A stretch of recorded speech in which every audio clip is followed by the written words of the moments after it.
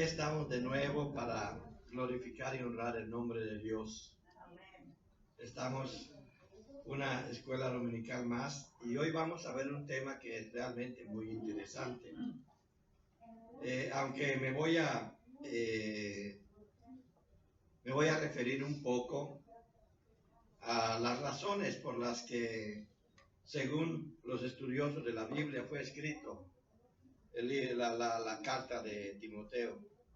Pero antes de que nosotros empecemos, primero vamos a ver que se llama la lección, aunque tiene un nombre aquí en el libro, que la sesión 2 comienza con oración. A mí me gustó cuando estaba yo estudiando los comentarios, un título que le pusieron allá a un comentario sobre la carta de Timoteo, que se llama El deber de la iglesia. Porque la oración no es solamente algo que nosotros debemos de decir porque hay que hacerlo, como muchas veces pasa, sino debe de ser, como Pablo lo dice allá en 1 Tesalonicenses 5:17, orar sin cesar. Es decir, debe de ser una actitud en nuestra vida, debe de ser una disposición de nuestra voluntad para que en cualquier momento y en cualquier circunstancia estamos hablando con Dios.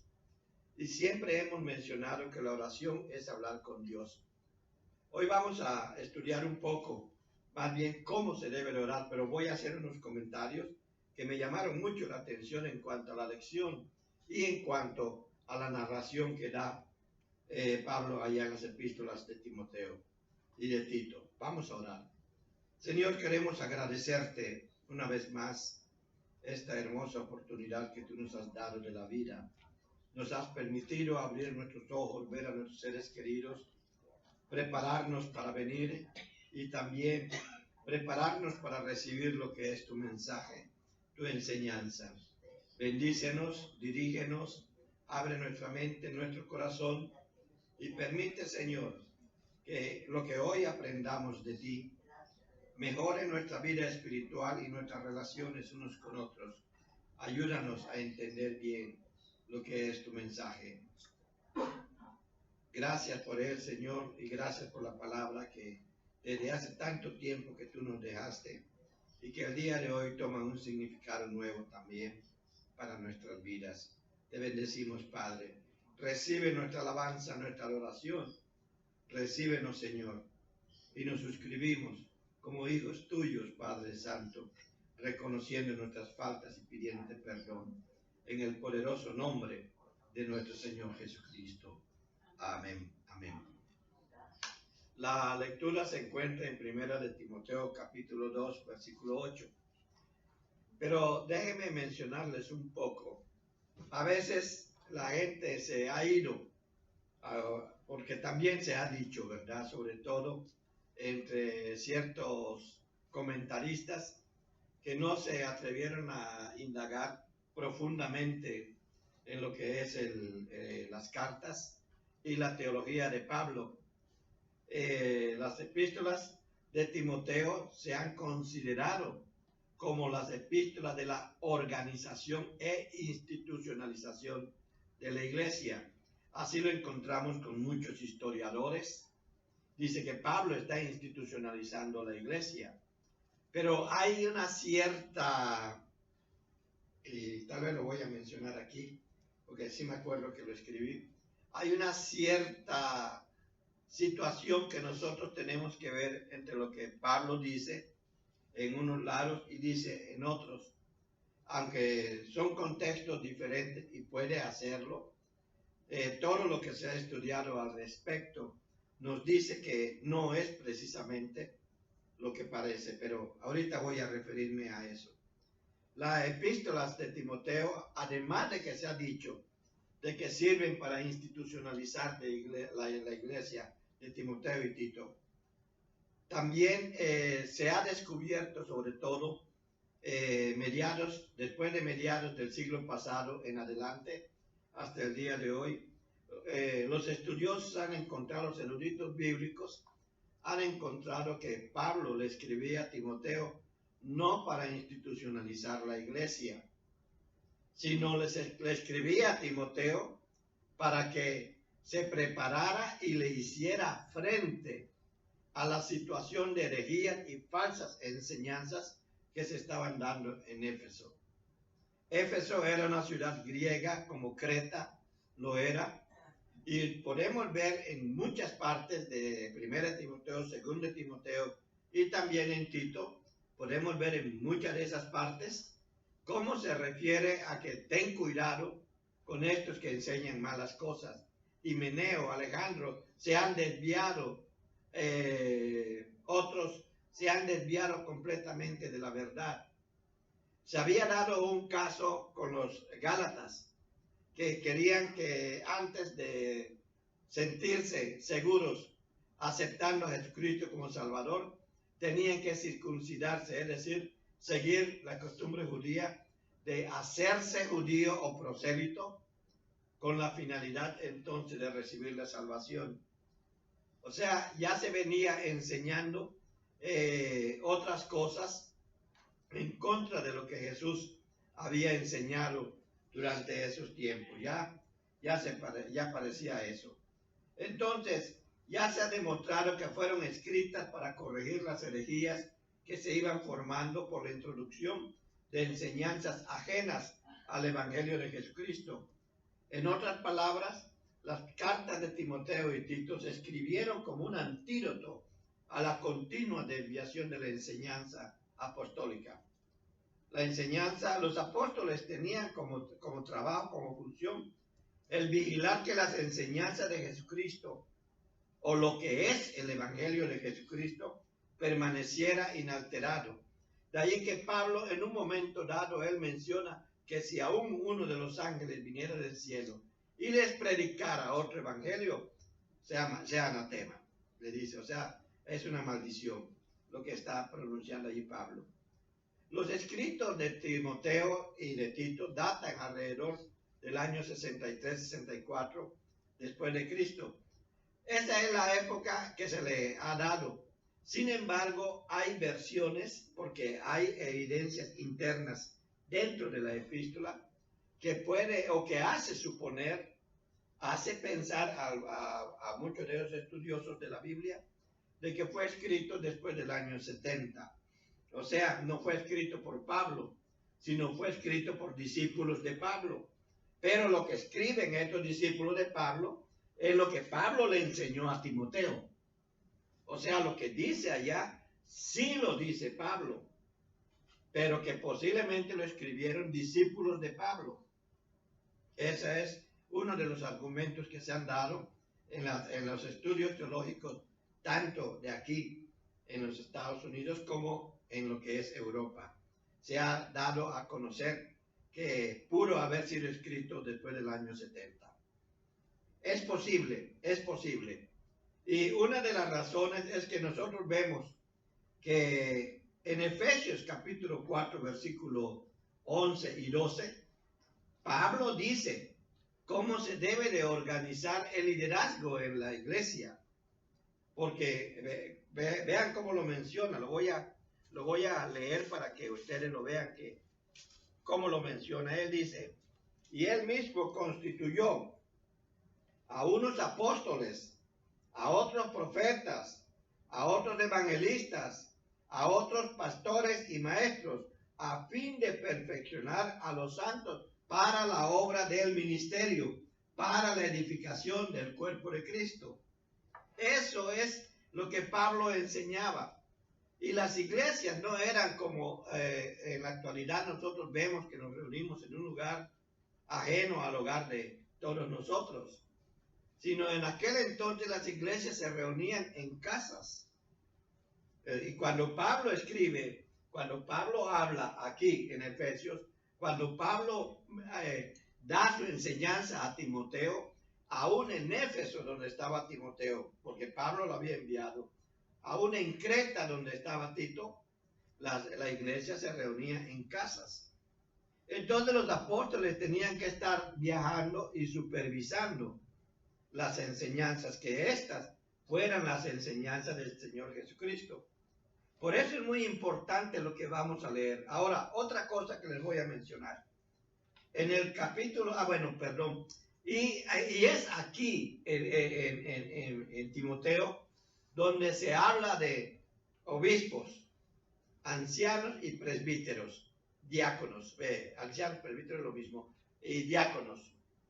Es decir, si nosotros analizamos los escritos de Pablo, en Efesios dice que el liderazgo calificado para la iglesia son apóstoles, evangelistas, profetas, pastores y maestros. Y en Primera de Timoteo capítulo 3 habla de obispos y diáconos. Y en Colosenses habla de ancianos o presbíteros. Sí, es muy posible que Pablo haya modificado su pensamiento por la manera como la iglesia fue avanzando. Una vez que en Jerusalén se asentó y de Jerusalén empezaron a diseminarse, y esa iglesia de Jerusalén desaparece, la de Antioquía desaparece, la de Alejandría desaparece por la invasión musulmana. No desapareció así nomás por así, desapareció por la invasión musulmana, pero quedaron resquicios, pero eso ya es harina de otra historia. Entonces, vemos que hay dos pensamientos diferentes de Pablo. A los Efesios los Efesios se supone que escribe en Éfeso, les dice cómo debe organizarse la iglesia con los apóstoles, profetas, evangelistas, pastores y maestros. Y en Timoteo dice que se debe, no son apóstoles, habla en plural, no son profetas, no son evangelistas, ahora es un obispo.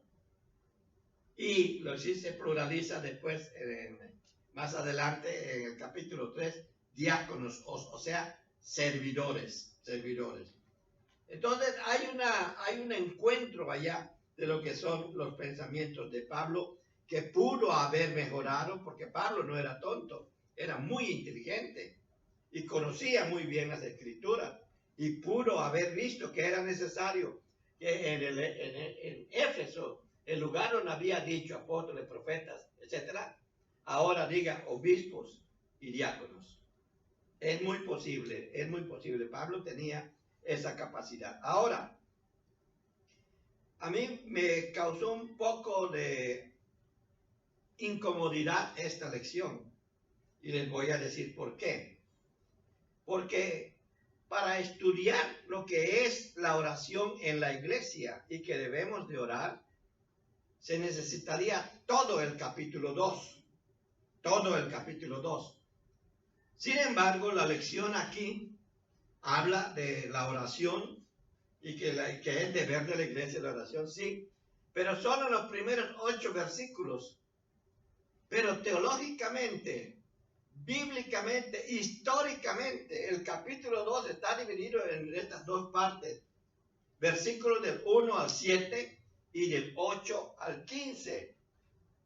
Aquí me lo dividieron del 1 al 8 y se olvidan del 9 al 15. Dicen, bueno, tal vez porque es muy largo. Estuve revisando las demás lecciones para ver si continuaba y no continuó. Y hay dos cosas que se están dando aquí. Primero, en los versículos del 1 al 8 del capítulo 2, termina diciendo, y quiero que los varones, aunque usan la palabra hombres, la palabra griega que está utilizando Pablo en esa parte es anir, Andrés, porque Andrés es varón u hombre casado. Entonces dice, quiero que los varones, esto quiere decir que se está refiriendo exclusivamente al varón. Termina en el versículo 8 hablando del varón. Y en todos los demás versículos del 1 al 7, cada vez que dice hombres, utiliza la palabra antropos, que ya he explicado aquí, que significa tanto el hombre como la mujer. Era la manera poética o antigua, como se referían, nosotros decíamos, todos los hombres, nos referíamos a toda la humanidad. Ellos decían antropos, pantaantropos, todos los hombres. Todas las mujeres, o todos los varones, ya los segregamos. Cuando hacíamos hombres se refería a todo, nos referíamos a todo, pero los varones y las mujeres. Entonces los traductores ya para estos tiempos, a partir de los 60 del siglo pasado, empezaron a traducir esta palabra, algunos de ellos, como humanidad. Y está bien, está bien. Así como traducen en el Antiguo Testamento la palabra Adamá como humanidad. Y está bien la traducción. Porque hay otras dos maneras para referirse al varón, dos maneras para referirse a la mujer en el Antiguo Testamento. Y en el Nuevo Testamento hay esa manera para referirse al varón. Anir, Andrés, Andraos, es una palabra griega que significa varón, pero por ciertas características. Y a la mujer le dice ginekos. Y hay otra palabra que utilizan para mujer, pero en su capacidad reproductiva. No la recuerdo ahorita, pero no ese es el caso ahorita. Bueno, entonces me incomodó un poco, porque cuando yo termino de estudiar hasta los 8 versículos me doy cuenta de una cosa. ¿Y las mujeres? ¿Y las mujeres? Pero lea a partir del versículo 9. Pero en los versículos del 1 al 7, que es como lo vamos a estudiar, está cómo se debe de orar y lo que la iglesia debe de hacerlo y por qué. En los versículos del 8 al 15 está cómo los varones y por qué los varones deben de orar levantando manos santas. ¿Y a qué se está refiriendo Pablo cuando dice que las mujeres no deben de vestir vestidos ostentosos y todo eso? Aquí lo voy a estar mencionando un poquito, pero no lo tomé mucho porque miren nada más lo que me ha llevado a explicarles que es un error teológico, y perdonen que yo lo tenga que decir así tan alto, que se estudie los versículos del 1 al 8 cuando la división correcta de este capítulo es del 1 al 7 y del 8 al 15. Esa es la división correcta, teológicamente hablando, doctrinalmente hablando. Teología es doctrina. ¿Sí? Bueno, esto es lo que yo les quería decir en esto. Por eso, la primera parte, quiero repetir esto porque quiero que quede claro. Cada vez que leemos hombres, porque ahorita vamos a leer, se refiere a la palabra antropos en los versículos del 1 al 7. Solo en el capítulo 8 se refiere a la palabra andraos, que es varón, ya se refiere al varón, a la persona masculina. Y en el 15, en el 9, ya habla de la gineikos, o sea, la mujer, gineikos. Entonces, esta enseñanza que Pablo da no es para los varones nada más, como me parece que quiere presentarlo esta lección. Es una crítica la que estoy haciendo, ¿sí? Es una crítica de carácter teológico que estoy haciendo, porque está reforzando ideas ancestrales que han hecho que la mujer sufra persecución de carácter psicológico, físico, intelectual, moral, a través de la historia, cuando para Dios no hay ninguna diferencia. Pueden tener roles distintos, es decir, la responsabilidad de la mujer y la responsabilidad del varón pueden ser diferentes, y aún más delante de Dios sus responsabilidades son diferentes. Pero en cuanto a los dones, en cuanto a lo que Dios hace con la humanidad, usted y yo, es lo mismo. Porque el Espíritu Santo, lo dice el mismo Pablo, reparte los dones con liberalidad. Quería yo decir esto porque es muy importante que las mujeres no se sientan excluidas.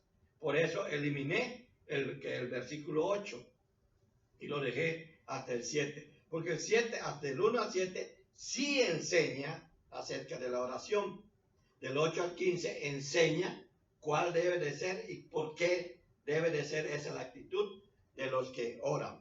¿Y a quiénes se está refiriendo? Eso es muy importante, porque los versículos, sobre todo del 9 al 15, han sido súper mal interpretados. Sobre todo el 15, cuando dice, y la mujer se salvará Ajá, ¿verdad? ¿Qué es eso? Cuando la salvación del ser humano, ¿en dónde está? Amén. ¿Lo oyeron todos? ¿Sí? Contésteme. Hoy sí traigo los audífonos, así que escucho hasta allá atrás, ¿eh? Bueno, eso es la crítica que yo tengo a esta lección. Por eso es que, y esa es la razón por la que solamente voy a estudiar del 1 al 7, pero no dejo de mencionar los otros versículos en el tiempo que me queda. Bueno, entonces, la división natural de este capítulo es estas dos partes. Primero, es el deber de orar para honrar y adorar a Dios. Le puse esos títulos, el deber de orar para honrar y adorar a Dios, versículos del 1 al 7. Y la segunda parte, todos, varones y mujeres, deben orar en la iglesia, no solo una élite especial, versículos 8 al 15. Una de las situaciones que se estaba dando en Éfeso es que como había gente de mucho dinero, griegos, acuérdense, si no lo saben, te lo voy a decir, que los griegos tenían un sistema de castas. Empezaba con el emperador, los cortesanos, los patricios, los comerciantes, no me acuerdo qué otro, hasta llegar a los esclavos, así iban. Y cuando llegaban a la iglesia, acuérdense lo que Pablo le dice a Onésimo, a Filemón acerca de Onésimo, a Onésimo acerca de Filemón, que ya no es su esclavo, es su hermano. Lo que se daba en Éfeso, todo parece indicar que si nosotros recordamos la historia y cómo se manejaba la sociedad civil en ese tiempo, es muy posible que, y de hecho es seguro, porque se ha demostrado que así es, que había gente de esos niveles sociales que habían creído en el Evangelio, pero también esclavos, también artesanos. Los cortesanos eran los de la corte del rey, del emperador, y también los artesanos. Era un nivel antes, 2 o 3 niveles antes del de esclavo, o arriba del de esclavo. Entonces, cuando se hace esta división natural, todos, y lo estoy diciendo por esto, todos, varones y mujeres, deben orar en la iglesia, no solo una élite especial. Versículos 8 al 15. Bueno, de no hacerlo así, si no son todos los varones y las mujeres dentro de la iglesia los que oran, están siguiendo una enseñanza errónea. Es lo que Pablo está tratando de decirnos, solo con lo que es el deber de orar. Es erróneo pensar que porque yo soy el hombre, yo debo de orar hasta por la mujer. No, debo de orar por la mujer, pero no porque soy el hombre, sino porque soy un hijo de Dios y Dios me pide que yo ore. Y hermana, usted debe de orar también por los varones, pero no porque usted es mujer y tiene que hacerlo, no, sino porque Dios se lo ha demandado a usted. Y eso es lo que dice todo esto. Bueno, la oración es personal, es hablar directamente con Dios. Pero también hay oración pública. Pedir ayuda o acompañamiento para adorar es adoración pública. No es malo. Pedir a otra persona que ore por uno no es malo. No lo es. Es la práctica del respeto. Y se le da al hermano o hermana la oportunidad de interceder. Porque en la oración está la intercesión y ahorita lo voy a ver. Dejar que otros oren porque son especiales, porque son elegidos o son la élite de la iglesia, no es bíblico. Y ese es uno de los grandes errores de algunas denominaciones que se dicen cristianas. Ah, no. Como tú no estudiaste en el seminario, como tú no conservas el celibato o lo que sea, ¿no?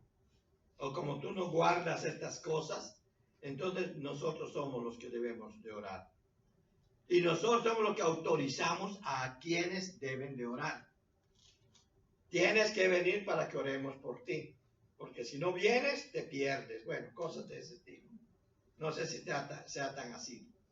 Lo que Pablo está diciendo, la oración no le pertenece a ningún elegido. A nadie en especial. La oración es común, comunitaria. Se da en medio de la iglesia y lo puede hacer cualquiera y lo puede dirigir cualquiera. Y lo digo porque recuerdo en una ocasión allí en Arkansas, cuando yo le dije a una hermana que orara y que pase al frente, ella pasó al frente, agarró el micrófono, muy linda ella, una persona que dice que no tiene estudios pero que oraba muy bonito, y se puso a orar. Una familia completa se paró y se salió. La hermana se dio cuenta y se sintió mal. Allí tuvimos que hacer algo. Esa es una falta de respeto a lo que Dios ha hecho. ¿Por qué se paran y se salen? Porque tienen una mala enseñanza. ¿Qué es lo que enseña Dios? Primero veamos, ahora sí vamos a leer esta primera parte. Dice, exhorto ante todo que se hagan rogativas, oraciones, peticiones y acciones de gracias por todos los hombres, ántropos, hombres y mujeres, por toda la humanidad, por los reyes y por todos los que están en eminencia. Esto es muy importante. Lástima que no me da el tiempo para explicar todo esto. Para que vivamos quietos y reposadamente en toda piedad y honestidad. Esta parte última es por la oración de los reyes que están en eminencia. Bueno, pero ¿qué es lo que nos está diciendo? Primero dice exhorto. ¿Qué es una exhortación? Exhortación es impulsar o animar a alguien a que haga las cosas. Y voy a decirlo así, aunque no tenga ganas de hacerlo. La exhortación es decirle a otro, hazlo, porque eso es lo que manda Dios. Pablo estaba diciendo que urge, y la exhortación siempre es una palabra de urgencia. Urge corregir las falsas enseñanzas. Y para corregir las falsas enseñanzas tienes que empezar orando. Es lo que está diciendo, solo con la palabra exhorto. Solo con la palabra exhorto. Entonces, la urgencia de corregir las falsas enseñanzas que se daban allí y que el día de hoy nos llama a vigilar a nosotros. Esa palabra nada más, exhorto. Nos llama a vigilar que la razón por la que nos acercamos a Dios en oración es la correcta. O sea, que vigilemos en nosotros que la razón por la que nos acercamos a Dios en oración es la razón correcta. No voy a acercarme a Dios para pedirle hasta un lado a esos que me están haciendo daño, que el fuego caiga de ti, del cielo, y los destruya, o que, no sé, como aquellos discípulos le dijeron a Jesús, Señor, ¿quieres que oremos para que Dios mande fuego del cielo y los destruya, como hizo con Elías, que oró y Dios mandó fuego del cielo y destruyó a los que le perseguían? Y Jesús le dice, vosotros no sabéis de qué espíritu sois, porque no vine a destruir vidas, sino a rescatarlas. Entonces, nosotros tenemos que estar vigilando la razón por la que estamos orando. Y Pablo inmediatamente empieza. Primero, debemos hacer rogativas, que también se dice súplicas. Otras versiones dice súplicas. ¿Por qué debemos de rogar, suplicar? Que Dios cumpla su voluntad y nos prepare para la próxima venida. Nosotros debemos de estar ansiosos porque el Señor venga. Pero siempre respetando que Él es el que tiene el poder para decidir en qué momento lo va a hacer. De hecho, yo sé, por lo que leo en las Escrituras, que Él ya lo decidió. Pero ¿cuándo? No lo sé, eso sí no lo sé. Pero Él sí lo sabe y lo va a hacer. Entonces nosotros estar rogando para estar preparados, para que aquellos que no han escuchado, escuchen, Para aquellos que se han ido, regresen. Y para aquellos que son salvos, permanezcan. Hay muchas razones por las que tú y yo podemos orar. Es que yo no sé por qué orar. Bueno, ya te di unas. Esta es nada más rogativa. También habla de intercesiones, cuando está hablando aquí, peticiones y acciones de gracia. Intercesiones, bueno, acciones de gracia, esto lo menciono.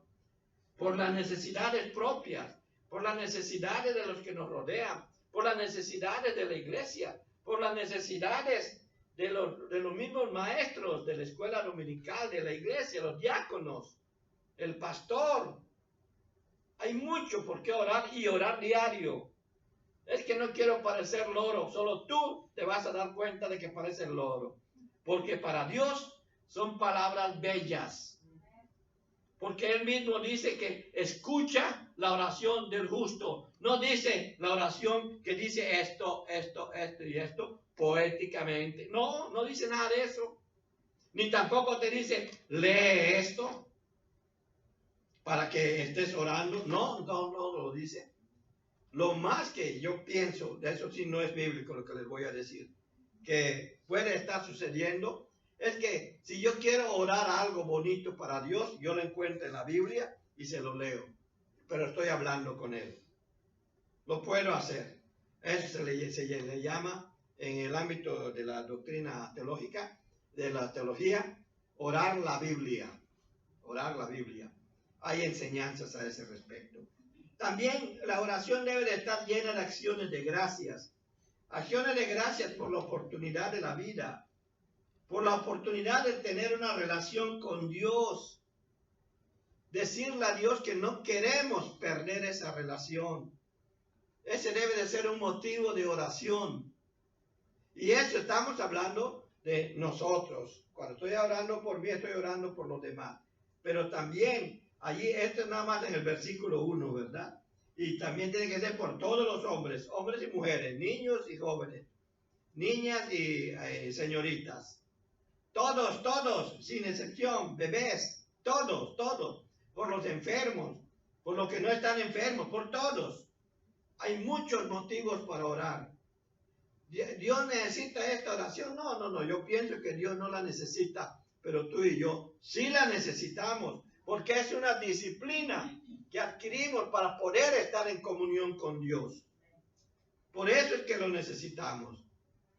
Él no nos necesita, pero nos anhela que hasta dio su vida por nosotros. Sí, nos anhela. Si Él quisiera, no, destruyo esto y lo vuelvo a hacer. Podría haber hecho eso Dios, pero decidió sacrificar a su Hijo.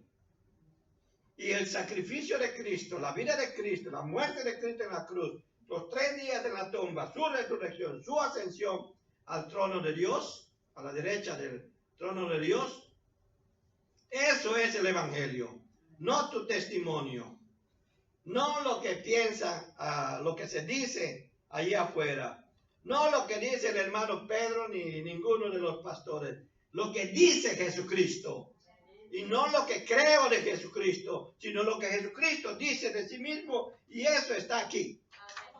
Y eso está aquí. Porque es un error y un peligro hablar de lo que creo de Jesucristo. Por eso tenemos que estudiar la Biblia. Para que cuando hablemos de Jesucristo, digamos lo que Jesucristo dijo. Y no digamos lo que nosotros creemos que Jesucristo quiso decir. Y ese es uno de los errores que había en Éfeso. Que había gente como Himeneo, Alejandro el Calderero, estaban enseñando cosas que Jesucristo nunca había dicho. Por eso es que se escriben estas epístolas. Para atacar precisamente, sobre todo el naciente gnosticismo religioso que salía en el siglo I. Bueno, allá en el versículo 1 y 2 también dice, hay que orar por todos los hombres, antropos, seres humanos, por los salvos para que Dios les dé sabiduría, por los no salvos para que se encuentren con Dios, por los que se han apartado o debilitado para que regresen a la iglesia, para que regresen a Dios. No es porque Dios se va, Él no se puede ir. Él no se puede ir porque Él es omnipresente.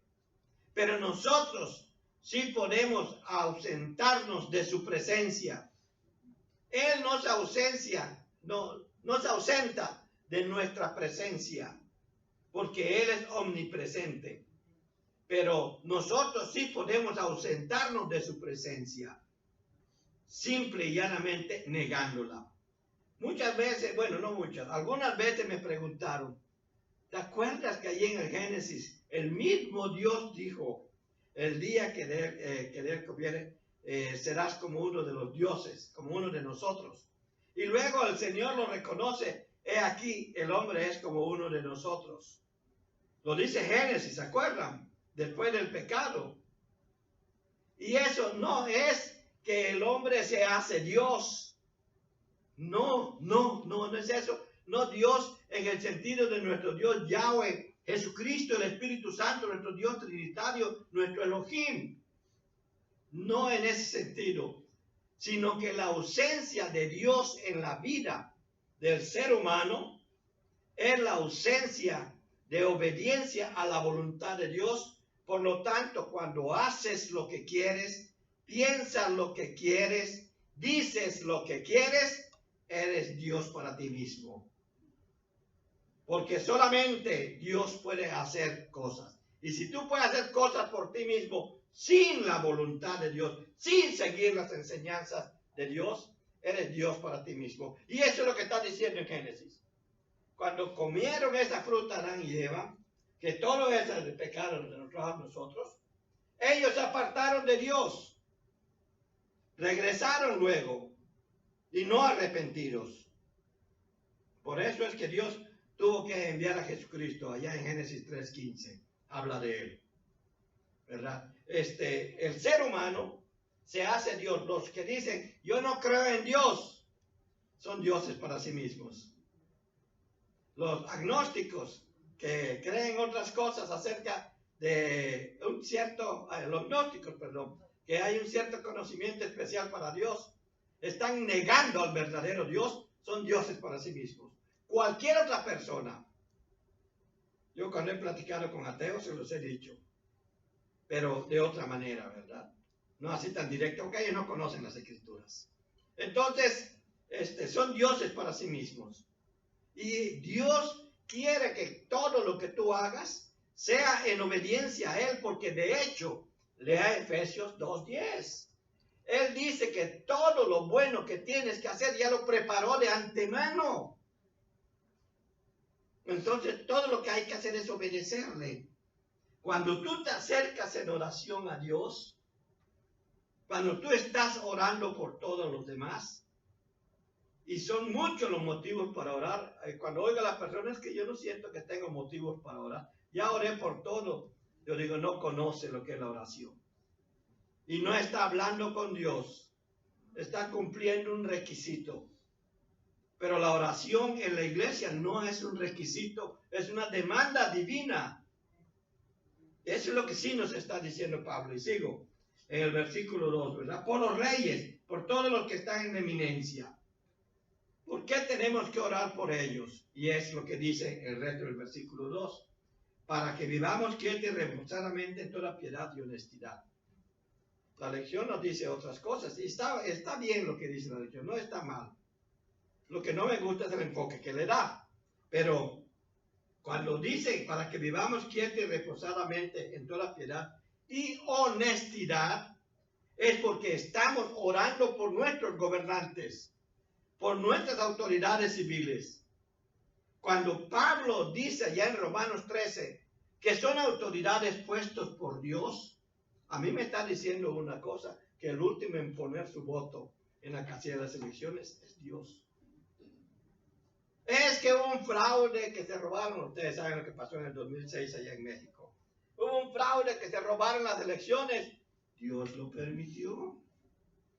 Dios lo permitió. Así como permite la maldad. Por eso les dice a la iglesia, las puertas del Hades no prevalecerán contra ella. Si la maldad prevalece contra ti, es porque no estás bien cimentada en la palabra de Dios. Porque Dios está diciendo que vas a ser atacado. Por eso decía en su oración, y lo he dicho varias veces, no te pido que los quites del mundo, pero guárdalos del mal. Es decir, de las consecuencias de esa maldad. Estamos en este mundo, vamos a vivir las cosas como lo viven los demás. La diferencia entre aquellos que no conocen a Cristo y tú, yo que conocemos a Cristo, es la manera como enfrentamos esas mismas cosas. Tenemos el recurso de la oración. Y eso es lo que nos está diciendo aquí. Ora por los reyes, por el presidente de la República. Hoy nuestro presidente es Biden. En México es Andrés Manuel López Obrador. En Colombia es José Duque. En Costa Rica, Carlos Alvarado. Bueno, estoy diciendo porque yo tengo todas esas noticias, ¿verdad? Ya les seguiría hablando de Chile, Argentina, Brasil y todos estos. Hay que orar por ellos. Hay que orar por ellos. Y si tú te pasas orando por cada uno de los presidentes que hay en el mundo, mira, no vas a acabar en un día. No vas a acabar en un día. Así que no me digas que no tienes motivos para orar. Hay muchos motivos. Ora por ellos. Porque cuando oras por ellos, vives quieta y reposadamente. ¿Por qué? Dios dice en el Antiguo Testamento. Ay, Dios mío, ya me comí el tiempo.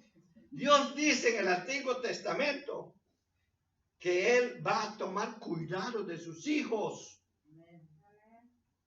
Es decir, que si tú oras por estos gobiernos, puede ser que ocurran cosas, pero a ti no te va a alcanzar. Isaías dice, vas a caminar entre el fuego y no te quemarás. Vas a caminar entre las aguas tormentosas y no te mojarás.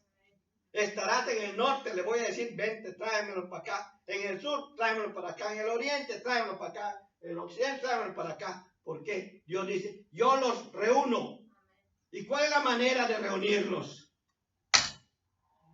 La oración. Amén. Eso es.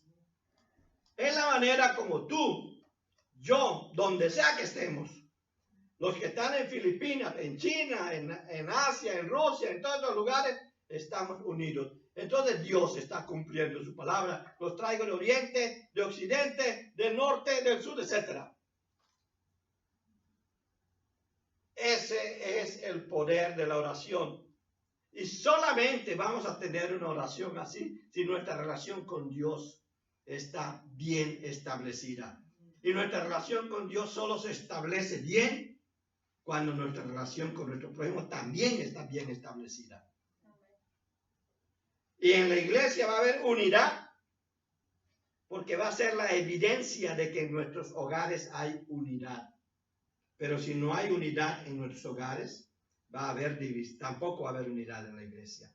Por eso vemos allí en Efesios cómo compara Dios la relación Jesús-iglesia con la relación esposo-esposa.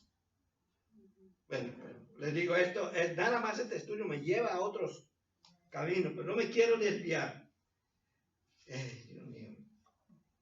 Todos los hombres, seres humanos, todos los salvos, para que Dios les dé sabiduría, los dos salvos para que se encuentren con Dios y para los que se han apartado, para que regresen a la iglesia. Más en estos tiempos. Ahora muchos no van a regresar a la iglesia. Vino la pandemia, se quedaron en la casa, no van a regresar. Hay que orar por ellos. Y puedes irlos a buscar, como es que lo voy a perder aquí. Anda, ok, no hay problema. Anda a buscarlo. Pero la decisión de venir le corresponde a esa persona. O de ir a otro lugar, respeta su decisión. Ya. La iglesia debe de orar para que vivamos quieta y reposadamente, ya lo dijimos. Alejaros de toda contienda, de toda diferencia, de toda polémica que no edifica. Yo acepto polémicas cuando hay una edificación para mí o para la persona, pero no las acepto cuando veo que lo que quieren es nada más, a ver, demuéstrame esto, que no sé qué. La actitud me muestra mucho, me dice mucho. Y yo sé que Dios actúa de la misma manera. Para que obtengamos de nuevo, o sea, valor, pues Dios desea la salvación de todos los hombres, la humanidad, antropos. Otra vez en el versículo 4. No lo he leído, perdonen. 3. Porque esto es bueno y agradable delante de Dios nuestro Salvador, el cual quiere que todos los hombres y mujeres, sean salvos y vengan al conocimiento de la verdad. ¿Y cuál es la verdad? Ya lo hemos dicho, la verdad es una persona, no es un concepto, no es una filosofía, no es un pensamiento. La verdad es una persona porque Él mismo lo dijo. Yo soy el camino y la verdad y la vida. Y todavía más, Él dice, y nadie llega al Padre si no es por mí. Más adelante, aquí dice, en el versículo 5, porque hay un solo Dios y un solo mediador entre Dios y los hombres, Jesucristo hombre. Por eso es que quiere que se conozca a Jesucristo, porque es el único mediador entre Dios y los hombres. Hay gente que busca cualquier tipo de mediación menos a Jesucristo. Entonces, naturalmente, que el Dios que lleguen a conocer no es el Dios verdadero, porque el único que nos lleva al Dios verdadero es Jesucristo.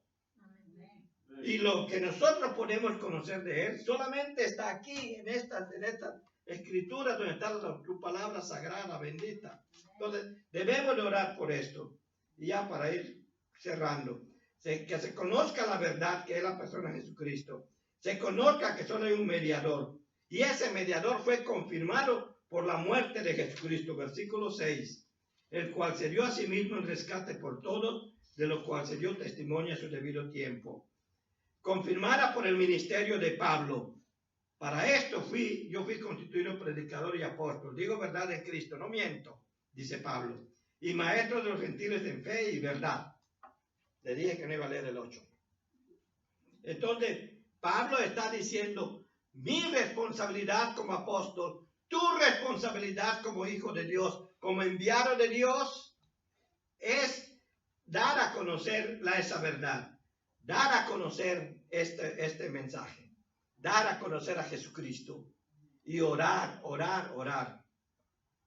No solamente porque Jesucristo lo hizo, Él nos lo demanda. Entonces, en la iglesia tenemos el deber de orar. Todos los seres humanos deben de estar presentes en nuestras oraciones. Y nuestro principal motivo debe ser la salvación de ellos. Atención especial deben tener aquellos que se encuentran en una posición de autoridad. Nuestros gobernantes, los líderes del IRS, ¿verdad? Hay que orar por ellos también.